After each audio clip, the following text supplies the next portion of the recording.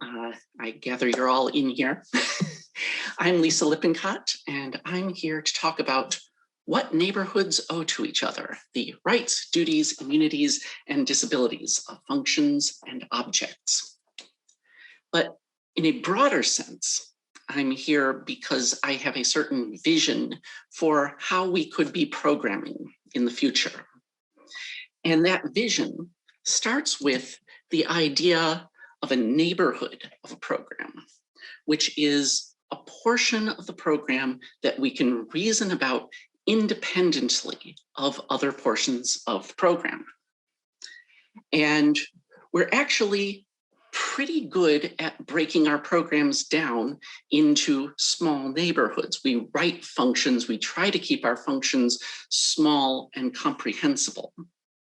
And I'm going to represent the center of the neighborhood, a function in the execution of a function implementation like this in my talk. A thing we're less good at, but I think we need to really improve upon, is the way we write function interfaces, which are the areas where the neighborhoods overlap with each other. We need to write better descriptions of how these neighborhoods interact. And I'm going to be using this notation for function interfaces during the talk. The point of a function interface is that it describes the paths in and out of the neighborhood. So anything coming into the neighborhood comes either in through the neighborhood's interface on the left, or from the interface of some function called from the neighborhood on the right. And the point of doing all of this is that in the interfaces, we can write in conditions that limit the circumstance, that limit the ways in which flow can enter and leave the neighborhood. And by making these testable preconditions, things that we can compile into the program, we can then assign blame for any failure of these conditions. For the guy with the horns here, the blame lies outside the neighborhood because flow is coming from outside this neighborhood. And the ones marked with the bald guy, the blame lies inside the neighborhood because the flow is going outside. But that's not all.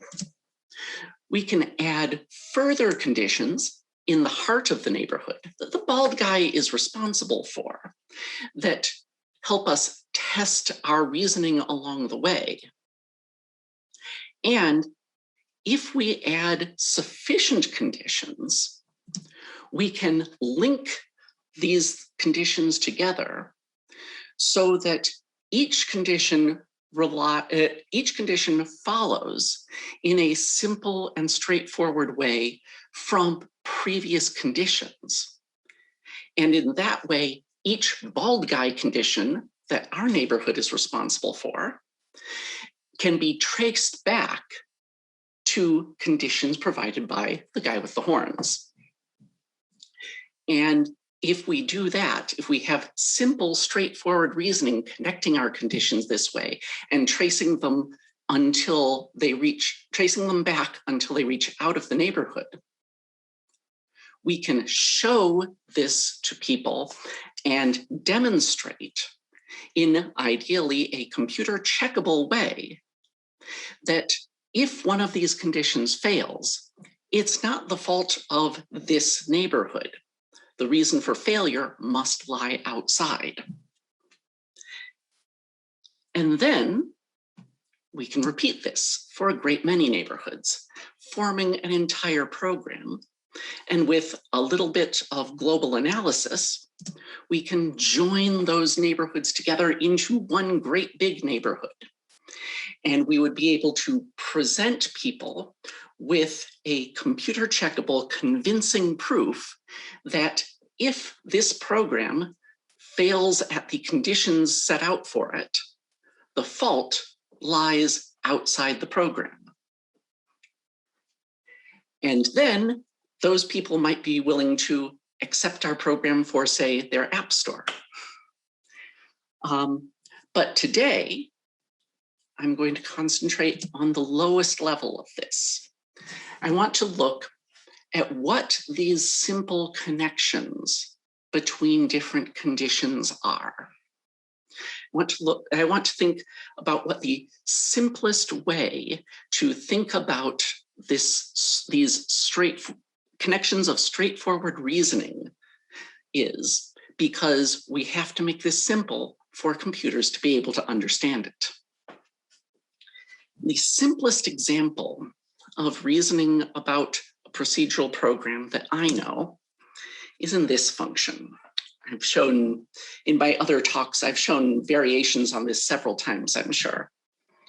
The point of this function is that we write it trying to avoid this line fail towards the end.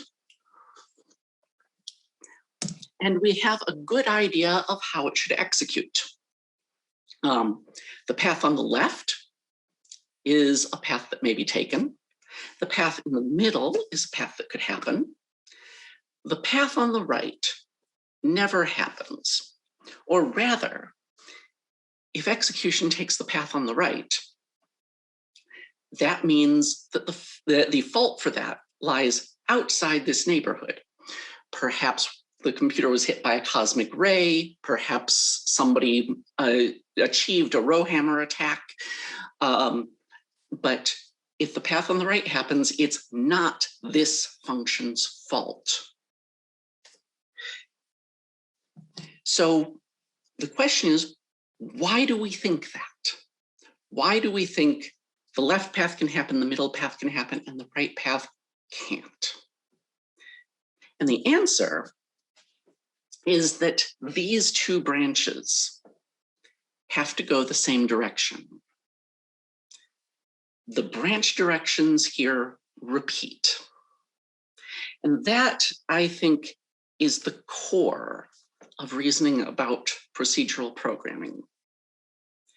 The conclusion you're looking for is always that a certain branch goes a certain way, or that a bunch of branches would go in particular ways, perhaps hypothetical branches that you don't want to execute in your release build, but you're always looking for particular branches to go particular ways. The premises you're working from are that particular branches had to go particular ways in order to reach the point in the code that you're worrying about. And the link, the reasoning link, can always come down to the branches you're interested in, your conclusion branches, are repeating branches that are in the premise. And so they have to go the same direction. Now, you might think that that can't be all there is. You might think, what about a program like this? We know which way this function is going to execute. It takes the left path, it doesn't take the right path. Or, once again, if it takes the right path, the fault is outside this function. And when you try to think about why it takes the left path rather than the right, you have to understand false. And false is a Platonic value. And so it brings in this Platonic universe of Boolean values that you have to understand why false is special here and true would be different. But I think that's the wrong way to look at it. False in this context isn't so much a Platonic value as an operation that initializes a Boolean object. It's a function call. We just don't write the parentheses. So I'm going to stick some phantom parentheses in there. As an operation, even a basic operation which is implemented at a lower level than C++, it needs to have an interface. It is a place where our neighborhood interacts with something outside the neighborhood. And I think the interface should look something like this. The interface for false has to explain that the result of false is something that makes if statements turn to the right. So when we reason that the later branch will also turn to the right, we are saying that we conclude that because it's repeating an earlier branch, one that is still in the neighborhood because the interfaces we call are in the neighborhood. And that earlier branch is happily for us in an interface. So it's a guy with the horns branch. It's one that it's not our fault if the post conditions of false fail. So that seems simple enough. But the hard part, one of the hard parts, comes when we consider a function like this. Once again, this function is one that we understand a lot about how it ought to execute. It doesn't take the path on the left. It doesn't take the path in the middle. It's definitely going to take the path on the right, or if it doesn't, the fault is not in the function.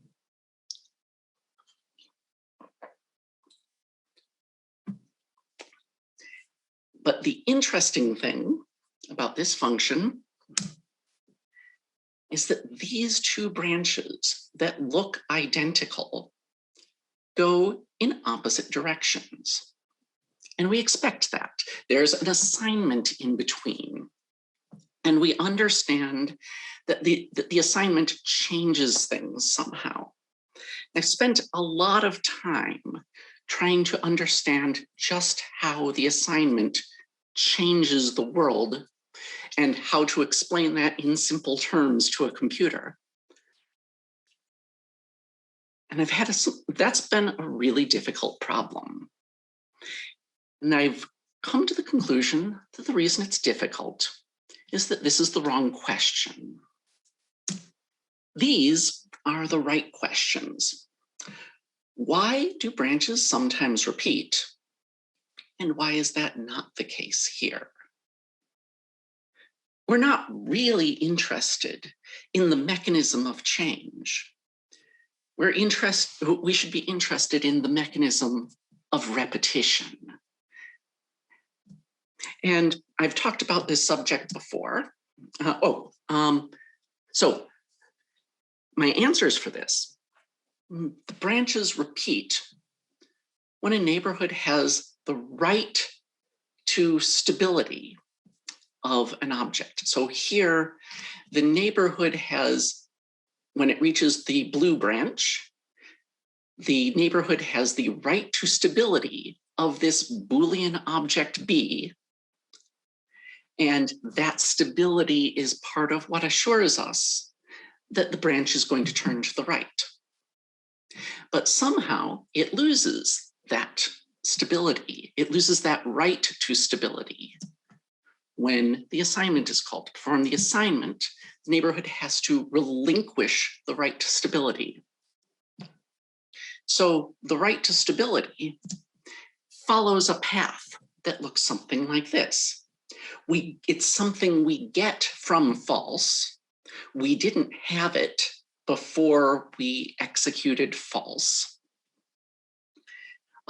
It's something that we have to give up in order to make the assignment happen, in order to call the assignment operator. But the assignment operator provides us with a new right of stability. After the assignment, the object B, this Boolean, is stable once again, but it's a different right to stability. It is a right to stability of a different state. And then finally, we lose that right of stability during an end of lifetime operation that we don't usually note in our code. B falls out of scope here. Now, I've talked about the way there is something that enters and leaves neighborhoods before, and how that's important for reasoning about how things change. I gave a talk some years ago at this conference, Locally Atomic Capabilities and How to Count Them. Looking back, it's not one of my favorite talks. It has some good material, but I feel like I didn't understand the subject deeply enough to give the best possible talk on it. And today I'm correcting some of those misunderstandings. And there is a person who gave me the words and the framework that I'm going to use to understand this better. And that person is Wesley Newcomb Hofeld. Not to my knowledge, a computer programmer, though computers had been invented. But he did know some things about contracts. He wrote an influential paper, Some Fundamental Legal Conceptions as Applied in Judicial Reasoning. And in it, he presented a vision for the legal professions where people would use words that had precise meanings and stood in definite relationships to each other. And questions of law would become more clear. This program, as far as I can tell, has not entirely been a success. The things I'm going to be described don't follow how everyone in the world talks about legal issues, but it has been influential. And I'm going to be blatantly stealing his words and framework to help us understand computer programming, which, as a less adversarial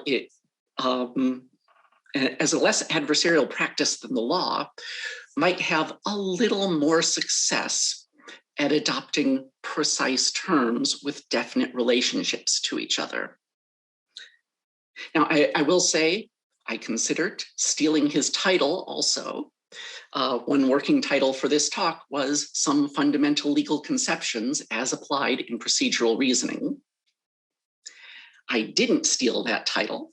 Instead, I stole the title from this book, Thomas Scanlon's What We Owe to Each Other, which is a book about contractualist moral reasoning. Everybody seems to come down to contracts when they think about locality, time, and human intent. And we have to deal with all three of those in computer programming.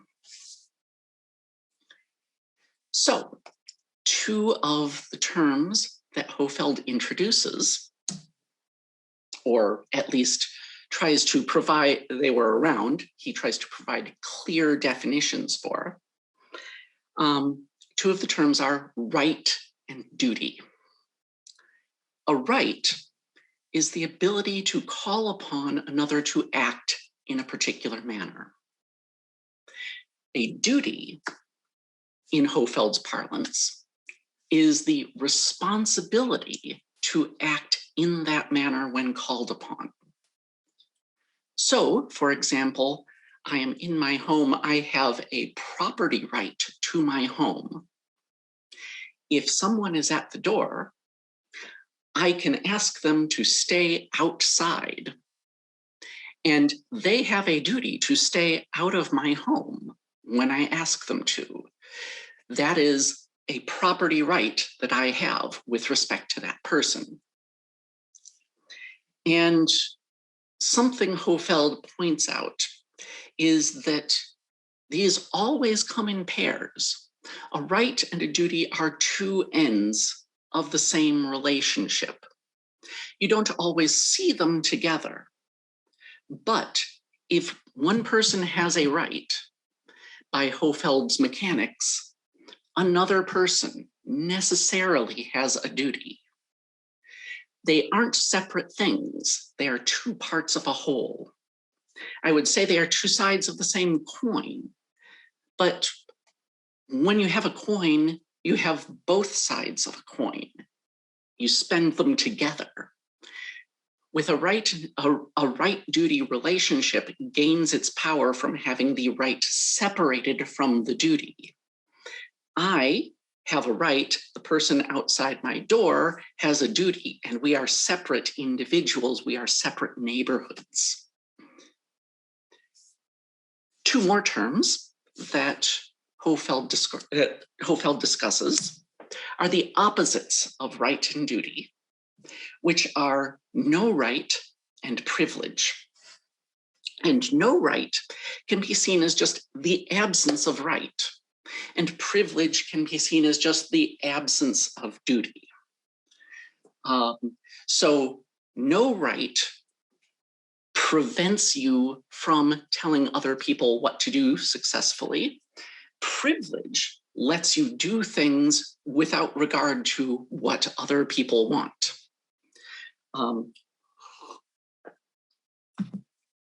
Now, I'm not going to be talking about these very much because my feeling is that for programming, usually right and duty are the foreground. Right and duty are the things that you see because they are somewhat unusual.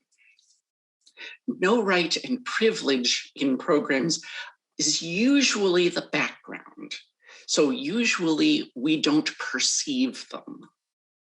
Now that's taking a particular point of view.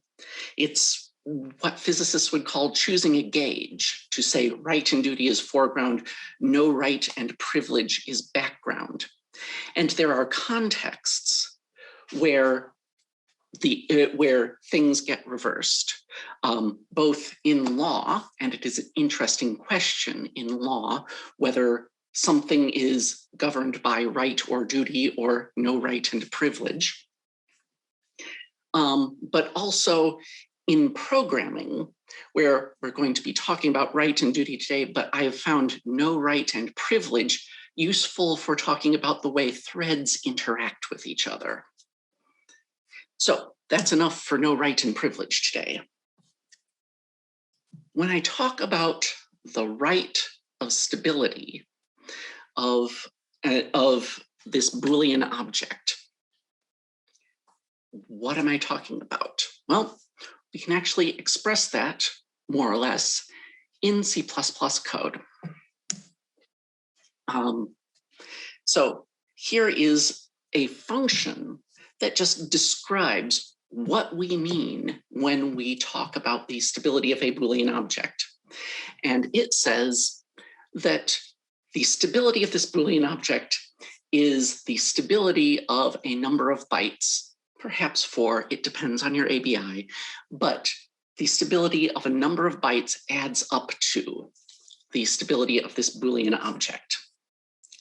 I will say today, I'm putting these little dangly bits after words like entail, where I say entail right. I don't think that's strictly necessary. I think you can pick that up from context and have a little cleaner looking code, but I thought it would be pedagogical for this talk to put little dangly bits like that, where I'm talking about rights and duties and so forth, just so that I didn't have to explain in which contexts which are appropriate. So here, the right stability of a Boolean object is the right stability of a bunch of bytes. And that's not terribly interesting. You're probably wondering, what's the right of stability of a byte look like? And that's something that we can't actually write in C++ because we would have to talk about bool and it would be recursive. But if we were to imagine some pseudocode that explained what the right of stability of a byte was, I think it would look something like this. We have a function, and it has a bunch of branches in it. And these branches don't actually need to do anything apart from demonstrate that things could go two different ways. So these the then clauses and else clauses of these branches could be completely empty. The point of this function is to demonstrate a path. A path through this function is the state of a byte. And when you consider all of the possible paths through this function, those are the possible states of a byte. And when I say that the state is stable, I mean that if I call this function, it will execute the same sequence of statements and substatements every time while the byte is stable. So this is a weird way to use an if statement that you might not be used to, but this is in here to demonstrate the branching. And that lets us bring our logic down to the level of repeating branches once again. Now, there may be more stuff.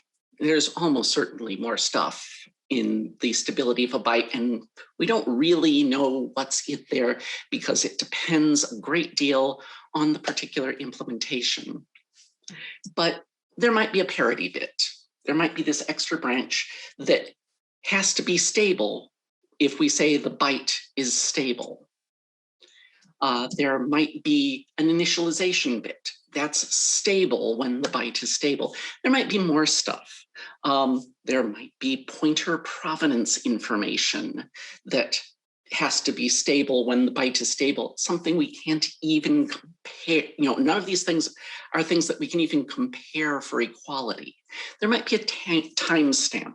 There might be a digital signature on every byte. We don't know, but we do know that there is a bunch of stuff that is held stable when we are promised that the byte is stable.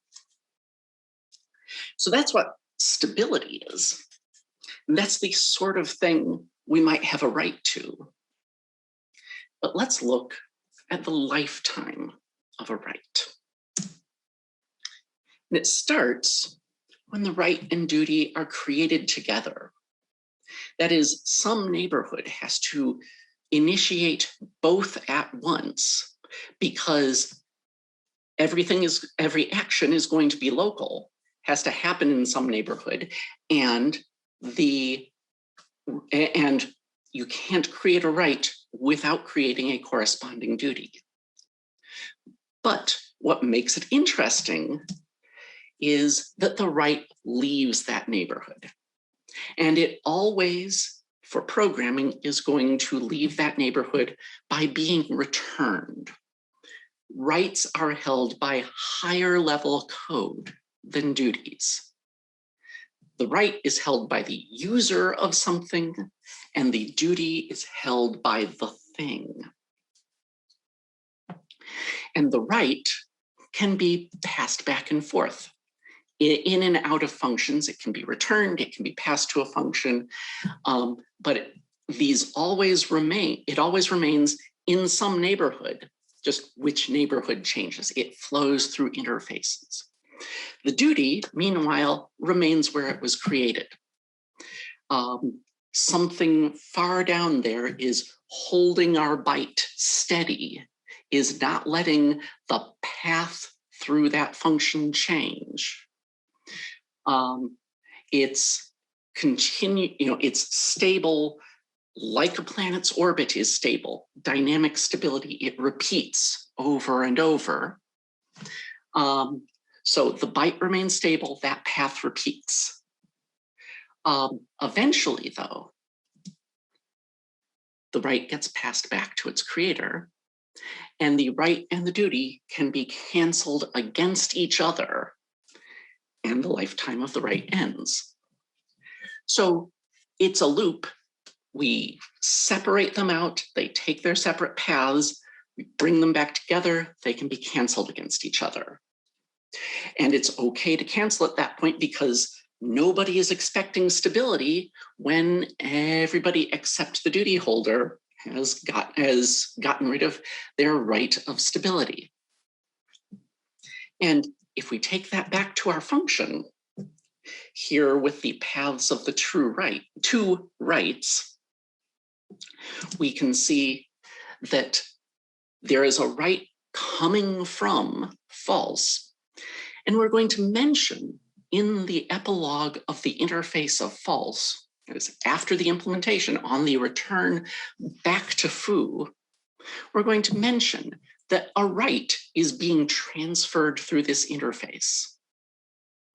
And likewise, we can write an interface for the end of lifetime operation. The end of lifetime operation takes away the right of stability for this Boolean object. So it takes away the individual rights to those 4 bytes. They may continue to exist. They go elsewhere. They're not our problem anymore. Assignment does both. In an assignment operation, we claim the right of stability in the prologue, indicating that the right of stability is leaving the neighborhood. It's traveling off to the right. And we mention a right of stability in the epilogue. A right of stability is being transferred into the neighborhood of foo. It's traveling to the left. And it's important to note that these 2 rights are different rights.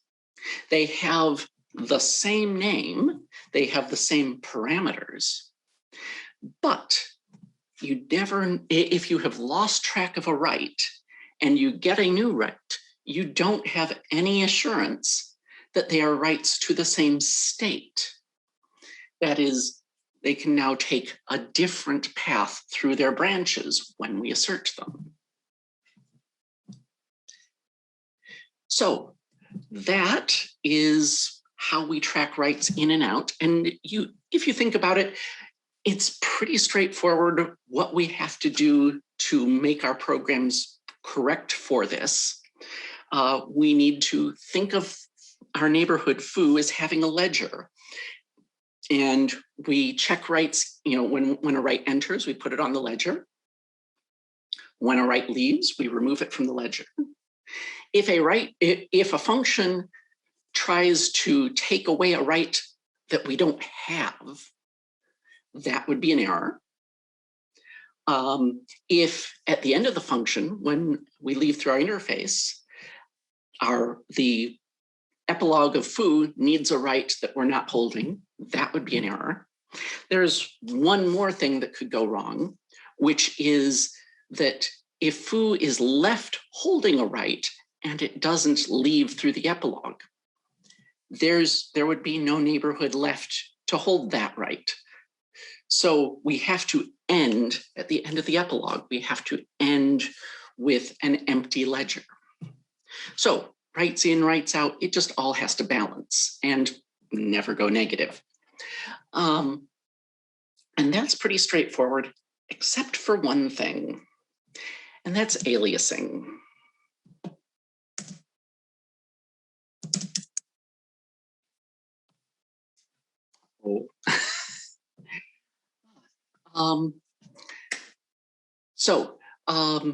If we see 2 claims of rights in a prologue or an epilogue, we have a question. Are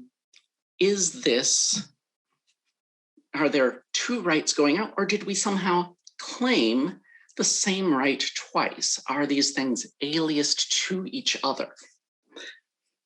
And over the years, I've considered a number of different systems with varying complexity for answering this question, but there is one simple answer that just stands out for its simplicity.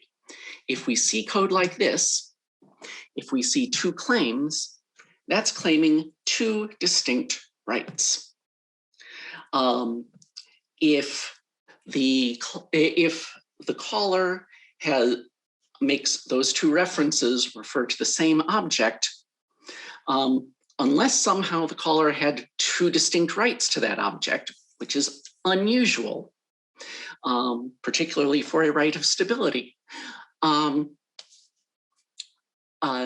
then it would be the caller's fault if they called this function, if those things referring to the same object. If we wanted to write a function, if we wanted to write a swap that could swap something with itself, we need to change the interface here. And the way we would change it is to execute one or two claims, depending, and on the way in, and one or two claims on the way out. And here, what we have done is given both the caller and the implementation a test that can be repeated to find out whether there is one claim or two, whether there is one right or two. And it's important to make that test clear and executable Boolean. There is one more little thing that I feel obligated to add in for this example. And it's one of those corners of C++ that is sort of out there waiting to be a gotcha for every newbie. You need to write something like this. If we just claimed the right of stability of A when the pointers are equal, we wouldn't be telling the implementation that it could use the reference B to refer to A, even if the pointers compared equal. Because in C++, it is possible for pointers to compare equal, but not to be used in place of each other. Simply being equal to a pointer doesn't make you as similar as being a copy of that pointer.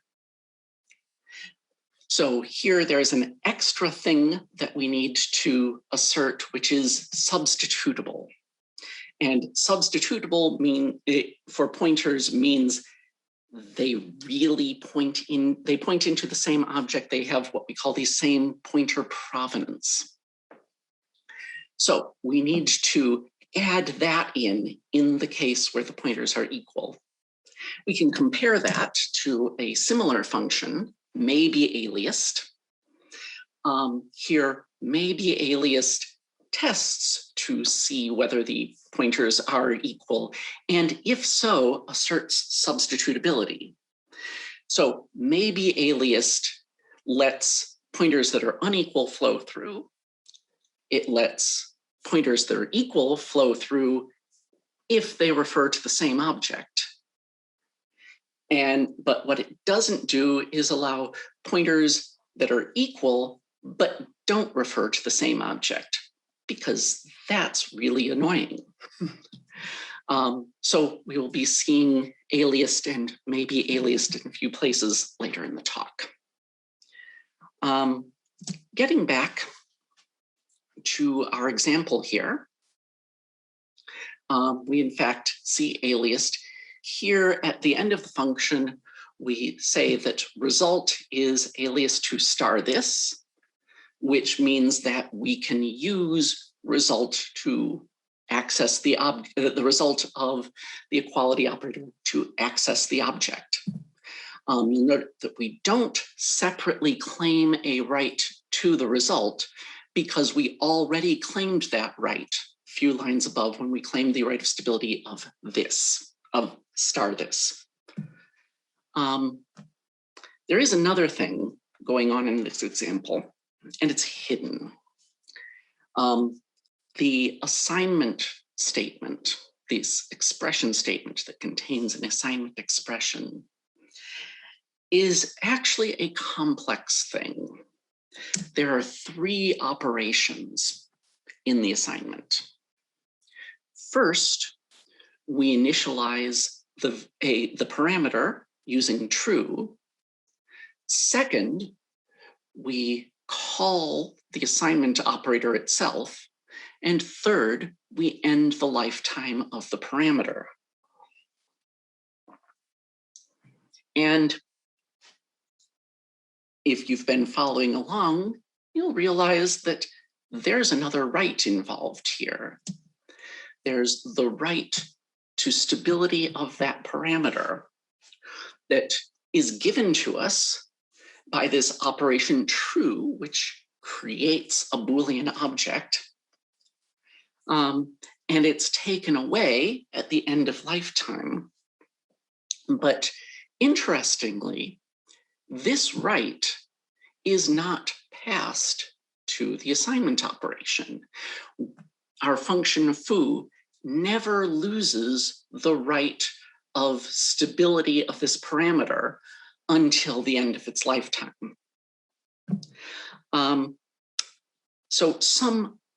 We know that the assignment operator needs to refer to R, needs to use it in some way. In fact, we know that the assignment operator needs R to be stable for the duration of the operation. So something else must be going on. And for that something else, we'll return to Hofeld. Oop, there's the assignment operator that needs some other property. 2 more terms that Hofeld tries to delineate are disability and immunity. Immunity is the ability to rely upon an unchanging relationship. That is, for our purposes, it is the ability to rely on the fact that a right, duty, promise continues to be in effect. Disability, the correlative of that, is the responsibility to refrain from allowing a particular relationship to change. Immunity and disability in the law are, refer to the creation, dissolution, or alteration of other legal relationships. Disability and immunity in a program, for us today at least, is going to refer to the stability of existing right-duty relationships. The opposites of disability and immunity are power and liability. Power is the absence of disability, liability is the absence of immunity. Or equally, disability is the absence of power, immunity is the absence of liability. But I'm going to be treating disability and immunity as the foreground and power and liability as the background. In law, it's a little easier to see power and liability. If a person comes to my door and that person is a police officer who shows me a warrant to search my apartment, that police officer is exercising power. The warrant removes my right to expel the police officer from my apartment. I had a right, now I don't have a right. And there might be nothing I can do about that because I have liability to a police officer's warrant. a police officer with a warrant. So I have the absence of immunity. Now, perhaps I have an injunction from some high enough court that says the police officer may not serve a warrant or search my apartment. And if that's so, I would have immunity, and the police officer, despite the warrant, would have disability. So power and liability let relationships change. Disability and immunity prevent relationships from changing. And the two ends are really the ends of that relationship. Immunity means that I can count on a relationship not changing. Disability would mean that I would be prevented from allowing a relationship to change. So how do we see that what is the lifetime of an immunity disability relationship? Well, it starts on the left side of the screen with a right. And for us, the right holder is going to be the one who initiates the immunity disability relationship and extends the immunity downward to some other neighborhood, to some lower level neighborhood, to some function being called. And in doing that, in extending immunity, the right holder takes on disability. There are things that the right holder will be prevented from doing because the right holder has this responsibility to maintain the existence of this particular right-duty relationship.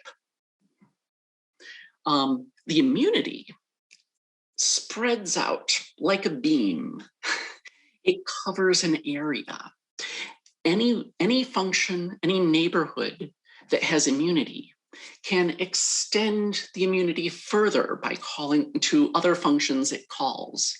It can extend it in multiple directions if it launches threads. The immunity extends outward. And as these functions return, as the threads join back with their parents, the immunity retracts. So the immunity is the edge that moves, whereas the disability is sticking to the right and making it harder to move the right. When all of the immunity comes back, when that initial function call ends, all of the immunities are retracted and the disability ends. And that's the lifetime of a disability immunity promise. So if we look back at our code, we can think of the immunity to this right as flowing outward and covering all of the interface of this assignment operation and flowing particularly into the implementation. And either the interface or the implementation can extend this immunity to other things that they call. And particularly here, we know that that the immunity is needed because the prologue of the interface uses the immunity. It's in this statement I've put in, discern the value of R as input, another dangly bit, which you can pick up from context. We have extended the immunity into this function value of R. I'm realizing every place else I used this as a member, and here I didn't. Oops. I should have said R.value. So what does that look like? Well, here it is in the value function where we say, okay, I should back up a little and say, when we say that we are discerning this as input, what we are saying is that the assignment operation is going to do noticeably different things depending on what the value of R is. That is, if the value of R changes, the output of the assignment operator can change. There's an implicit promise here that I talk about in some of my other talks, that if we repeat the input to a function, then the function will repeat its output back to us. And that's why we need to say specifically what the distinctions in input and what the distinctions in output are in an interface. But that is a whole nother talk. So here we are. The value is something that claims that immunity in its interface.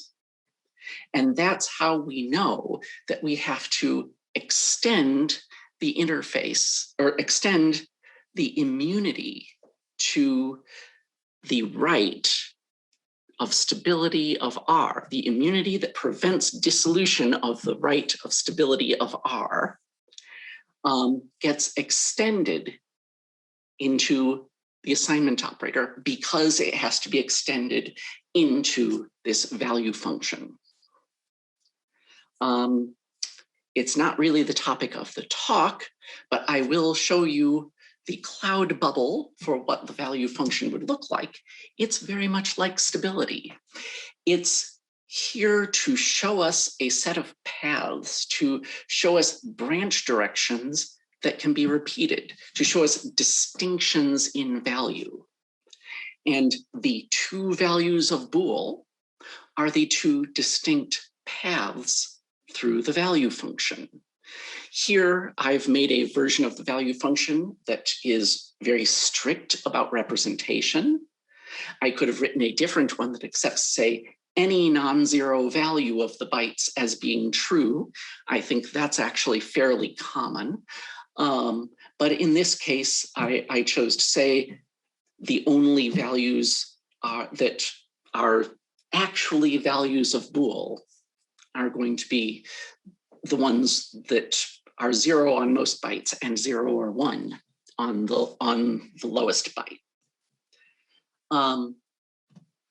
So their value function shows distinctions by taking different paths through its implementation. And when we say that two Booleans have the same value, we are saying that they take the same path through this function.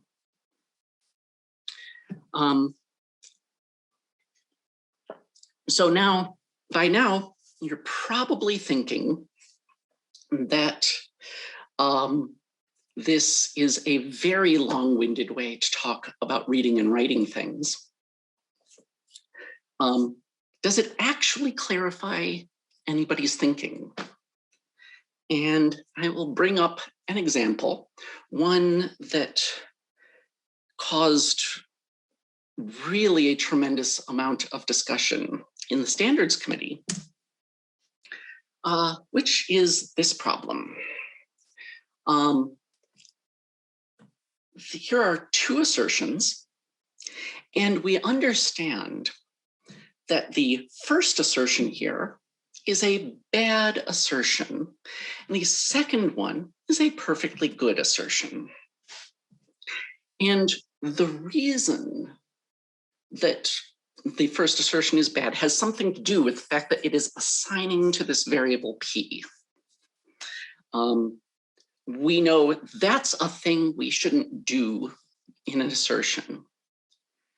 But the question is, how can we precisely say what's wrong with this first assertion that is not wrong with the second assertion?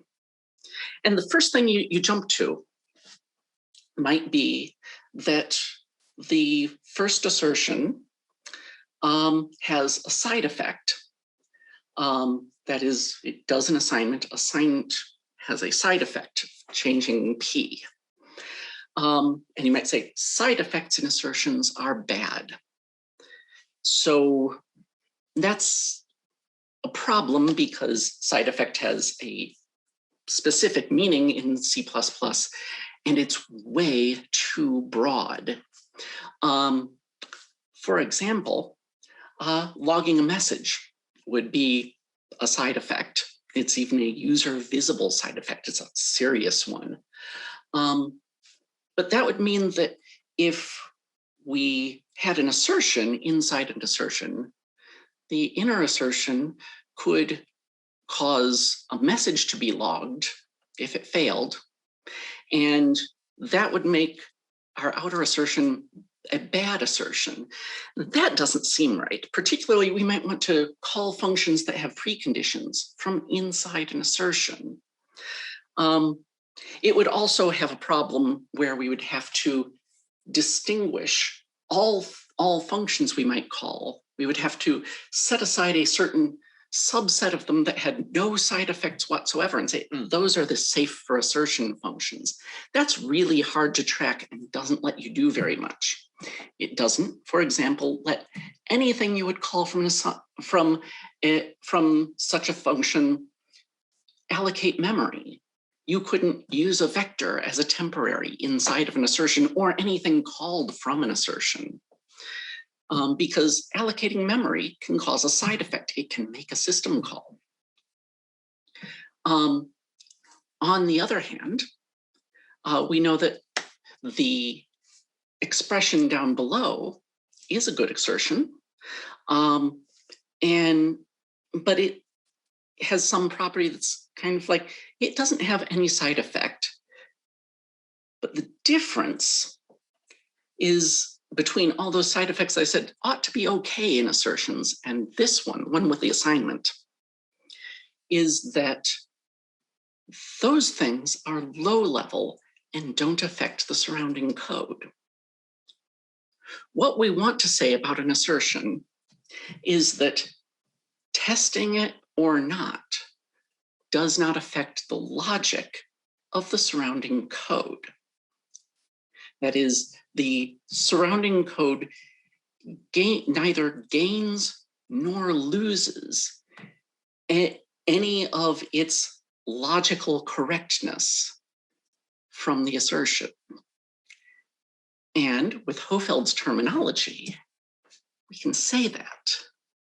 The problem with this assignment is not that it has a side effect, but that it consumes a right that came from the surrounding code. And secondarily, it produces a right that goes unconsumed in the assertion. It has two problems. The other assertion, the not equal assertion, consumes no external rights. It consumes all of its internally produced rights. There are two temporaries produced during that expression. There are rights that are created during that expression. But all of those end before the assertion ends. All of those go out through their end lifetime operations. And you can see these more clearly if you consider assertions that have new and delete in them. Deleting an using delete to consume an external right is definitely a problem in an assertion. Using new to create a right that the outside code now has to cope with is definitely a problem. But if you use balanced new and delete inside of an assertion, that doesn't cause any problem for the surrounding code. Now, you might think delete new int, that's pretty meaningless. What's the point of that? But that's the same as using a temporary vector that had to allocate some memory someplace. You're allocating some memory, it goes away. As long as it's perfectly in balance, the surrounding code's logic is not affected. There is some, as usual, some question of what do we do about aliasing now that we're thinking about immunities. Here's what I found. And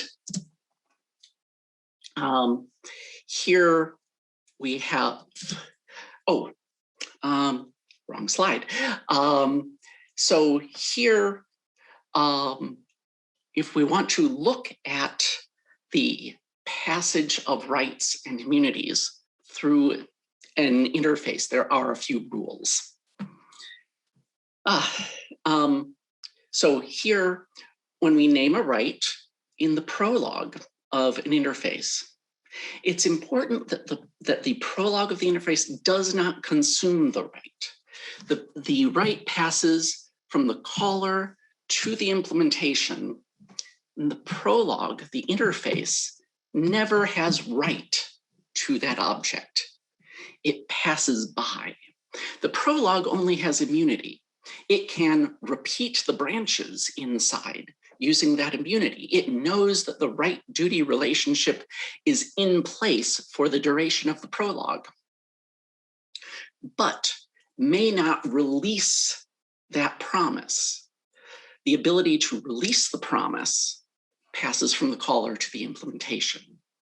Likewise, on the way out, we have a right of stability here in this increment operator, and it passes from the implementation to the caller. The epilogue is not allowed to consume that right. The epilogue instead has immunity to it. It knows that for the duration of the epilogue of this function, the right-duty relationship will remain in place. And so it can expect those branches to be repeated on demand. There is a third right involved here. The right to this object expected result, the right of stability of this int, passes straight from the prologue of this interface to the epilogue. The implementation, well, this is in the implementation neighborhood, it's half in the implementation neighborhood.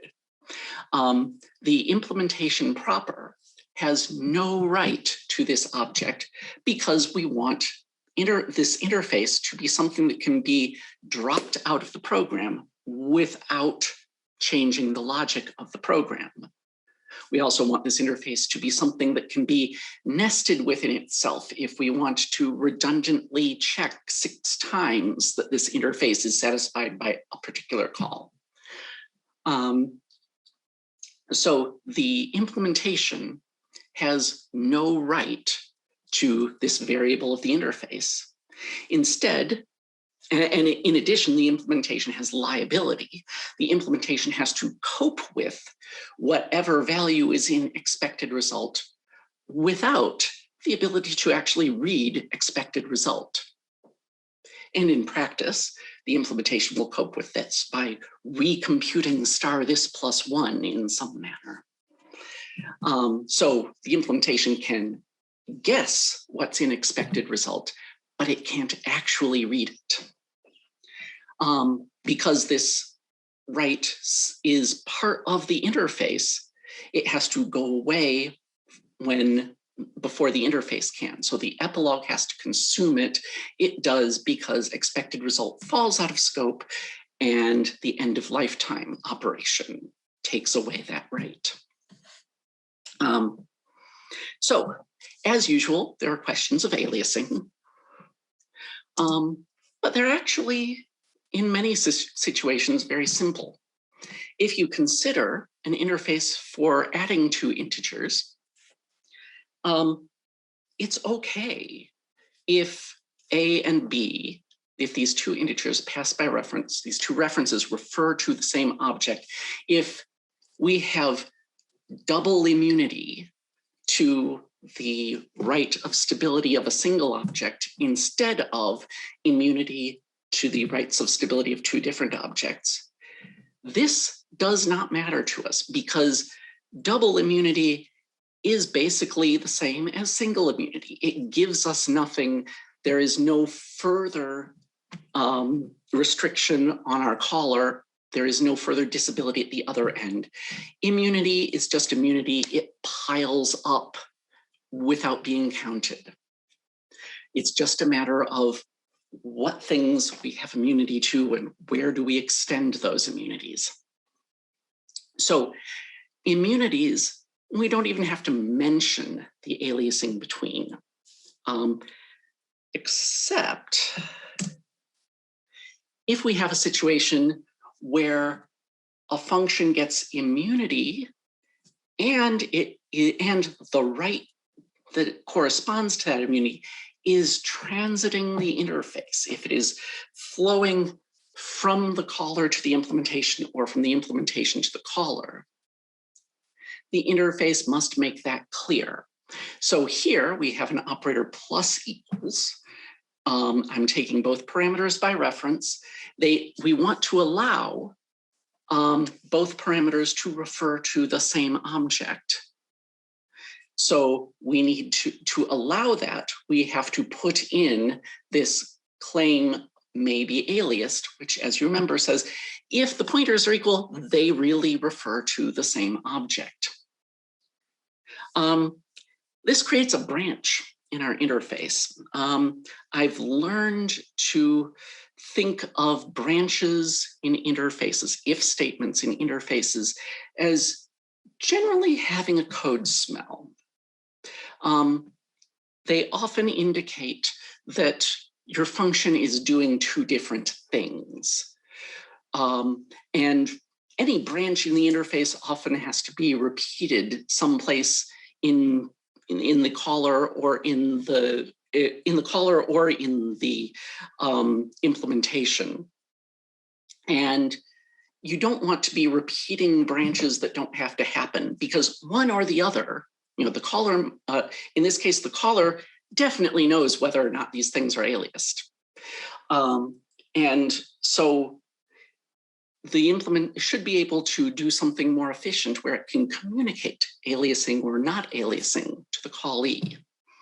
In this case, it's easy to remove this requirement. If we strike that ampersand out, B is passed by value, and we don't have to worry about aliasing. This is a cleaner interface, a branchless interface for a plus equals operator, but maybe not always the interface you want.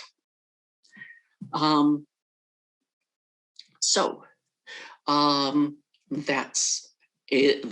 Those are the rules for aliasing between immunities and aliasing between rights and immunities. Now let's talk about duties. And I'm afraid I don't have the time and perhaps don't have the full understanding to do justice to duty.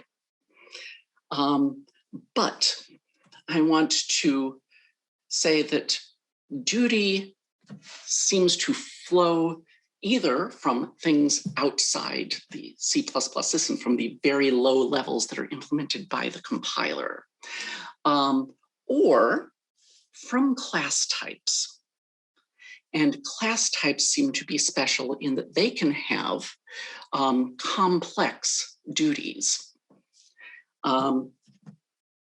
So if we look at this class type, which is this class neighborhood, this object neighborhood, I should say, that is formed from a bunch of individual function neighborhoods of the methods: constructors, mutators, accessors, destructors.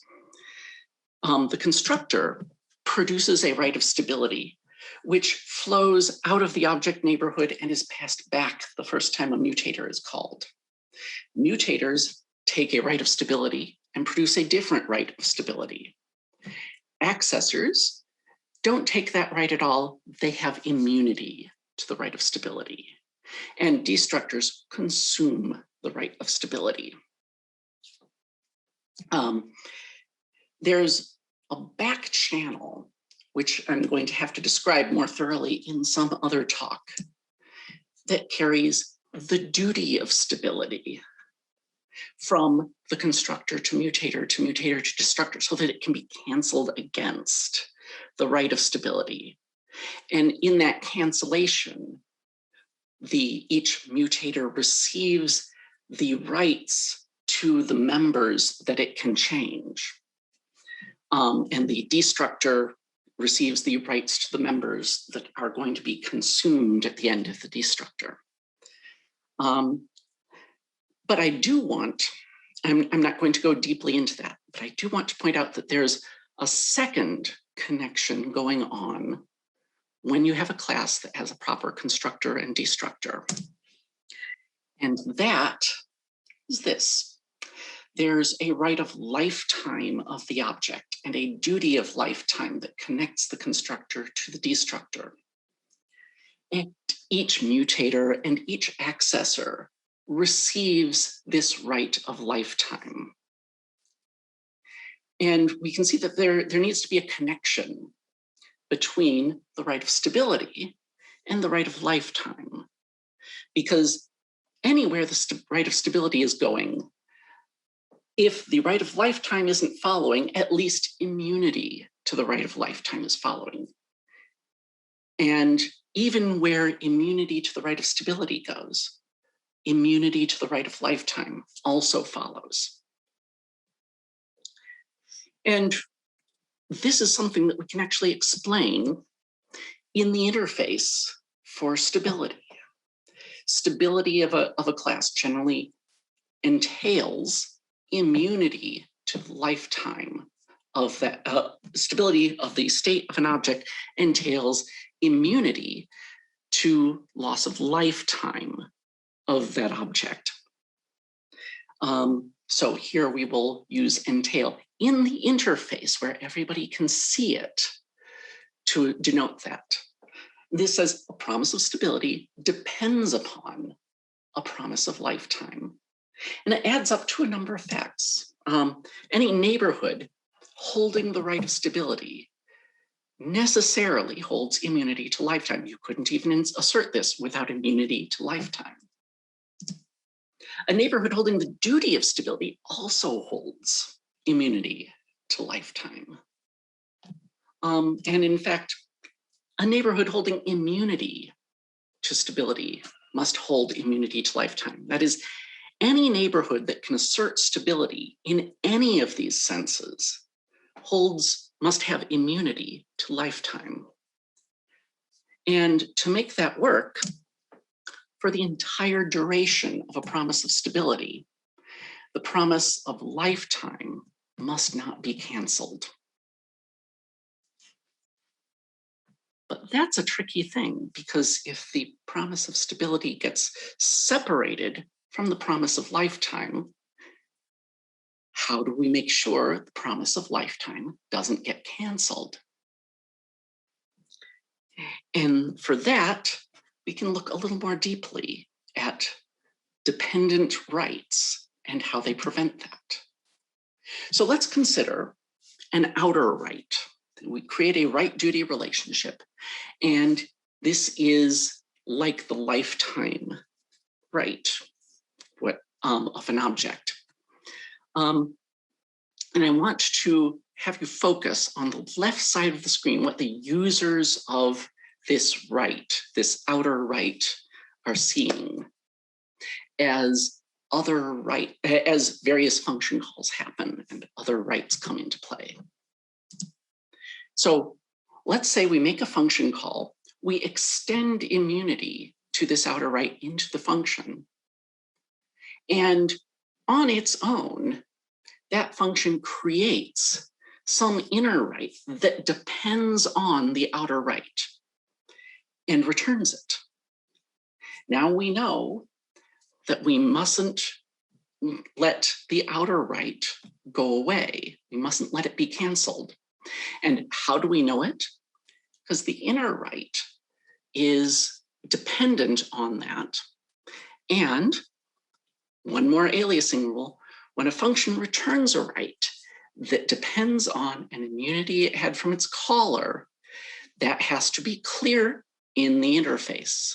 You can't hide that through aliasing.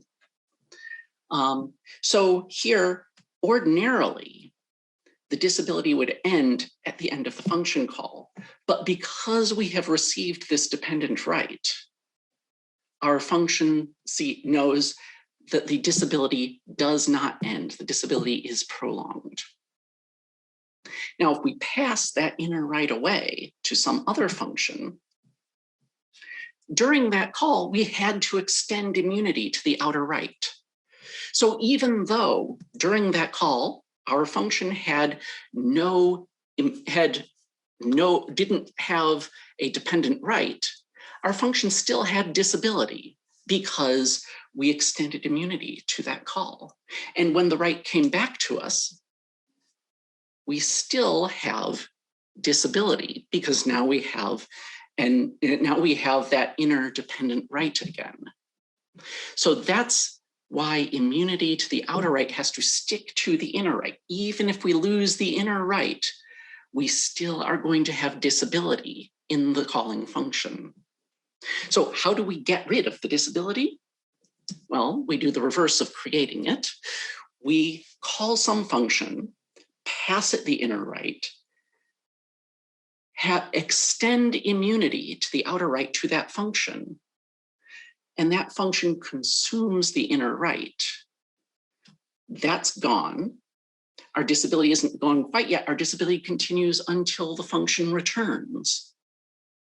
But that function returning and having no reason to continue the disability, having no more dependent rights, we see that our disability has ended and we can freely pass our outer right down and have it canceled against the duty. So really, the disability, which you think it's a word that says there's something you can't do, the thing you can't do is cross the rights. The outer right has to stay, in a picture like this, to the left of the inner right. That is, the outer right remains at higher level code up the stack from the inner right. And there aren't a lot of interfaces that take advantage of this sort of thing, but there is one big one. Oh, I see a question has come up, but I'll take questions at the end, which will be pretty soon now. There is one big example of an interface that does this sort of thing, and that's launching a thread. When you launch a thread, you have to provide whatever rights the thread needs to consume. You have to extend various immunities for the thread to rely upon. And the launching thread receives the right of thread lifetime, which depends on those immunities that were extended. And so, while the thread is running, the launching thread's disabilities that correspond to those immunities are prolonged. The launching thread has to keep the rights that keep those objects stable. And in fact, after that thread completes, the disabilities are still prolonged. That's not what gets rid of the disabilities. If you need to get rid of those disabilities, what you need to do is join the thread. To join the thread, you provide the right of thread lifetime. The right of thread lifetime is consumed by the join operation. And you receive any rights that are produced by the thread. At that point, are the disabilities gone? Maybe. It depends on whether the thread produced a right that is going to prolong it. So if you get any dependent rights back, those disabilities are still in place. And that, apart from inter-thread communication problems, which are a whole nother lecture, is how threads deal with rights and duties and immunities and disabilities. Now, that's the meat of the talk. I do want to say that there is one big lesson for me in all of this. I've spent years, literally years, trying to understand change. And I have finally come to some understanding of change. In fact, I've come to the point where I think there is only one thing to know about change. And that's that change is ordinary. Change is common as dirt. change more common than dirt? Change is literally the most common phenomenon in the universe. Studying change is trying to study everything. But by that token, stability is extraordinary. Stability is something we should pay more attention to. I mean, we live in a Lovecraftian swirling chaos. We cling to whatever islands of stability we can find or manufacture. So I recommend that you look around me, and think about all the things around you that are creating stability, either static stability, the way my floor holds up the furniture, or dynamic stability, the way when I open a book, it repeats the same pattern of words that it did last time I opened that book. So much of our life is about creating and hanging on to stability, and I think we should pay more attention to it. And on that note, thank you for listening. I will take questions rather briefly, I think, and then I will go to the track room to talk to anyone who wants to buttonhole me. So I've got one question here. How does multi-threading factor into this? Can we explain common multi-threading bugs, i.e. race conditions, as violations of these properties similarly to the bad assertion example you just... I'm hoping that I covered that. I mean, there's inter-thread communication or inter-thread interference, depending on how you want to look at it, does complicate things. But yes, race conditions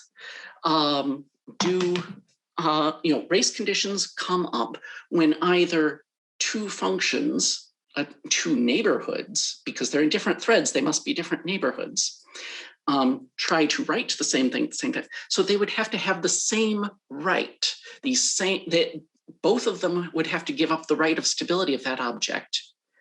And we avoid that race condition by saying there is only one right of stability. And racing a read against a right can only happen if the read needs immunity to the right of stability.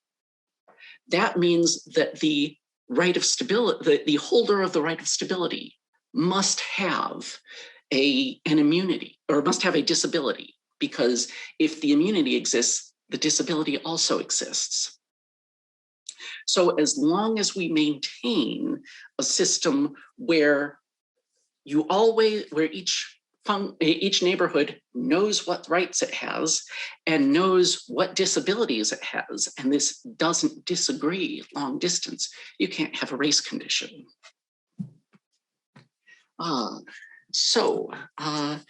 That is the only question I've got, and it is now marked answer. Any other questions? Okay, thank you, everybody.